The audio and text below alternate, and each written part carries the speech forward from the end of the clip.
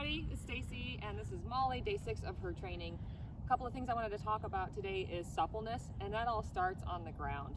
And by suppleness, I mean the amount of pressure it takes for a horse to react or respond to what you're asking. Back, Molly, back.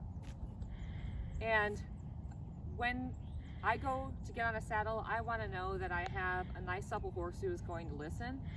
And the theory is, if you control the horse's head, then you control the horse's feet. The last thing you want to do is get a runaway horse on a cart or a horse that bolts under saddle and not be able to stop them. So this is Molly's first time introduction to releasing her head. So I'm just going to come around here and apply just the slightest touch to her head. And when she brings her nose around, I'm going to release it. Good girl. Good girl. Give her some praise. I'm going to come around to the other side, do the same thing. And all I'm looking for is for her to tip that nose toward me. Right there. I'm not asking for her to swing her nose all the way around yet, though we're going to get there. So I'm going to come around here, just the slightest touch.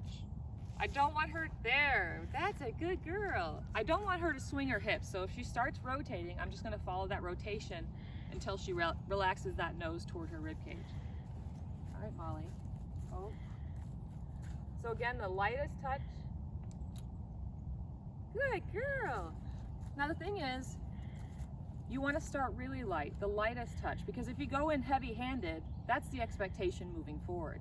If you start light and you're not getting a response, then slow, steady pressure, harder pressure until you get the response. And the minute you get that response, release it. So I'm going to ask her to go a little further. Come right up here as if I'm sitting on the saddle, right? And I'm asking her to bring her nose around. So just slow, steady pressure. She's moving her hip. I'm just going to follow her through. Still not releasing yet. Not releasing. She's moving. Okay, now I'm asking her to come around a little more. So she's thinking, okay, do I pivot? I'm just going to follow her. And again, I'm just asking her to take that tension off the line.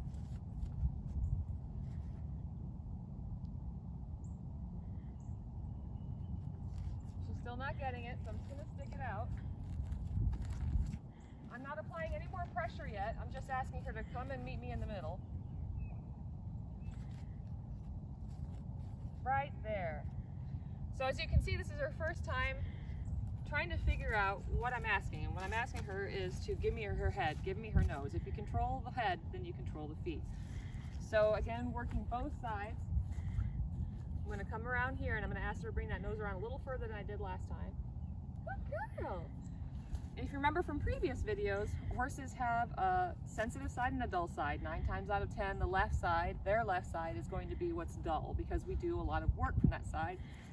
And so she's much more responsive coming this way. Applying slow, steady pressure. Right there, good girl. So I'm going to go around to the other side one more time. Slow, steady pressure.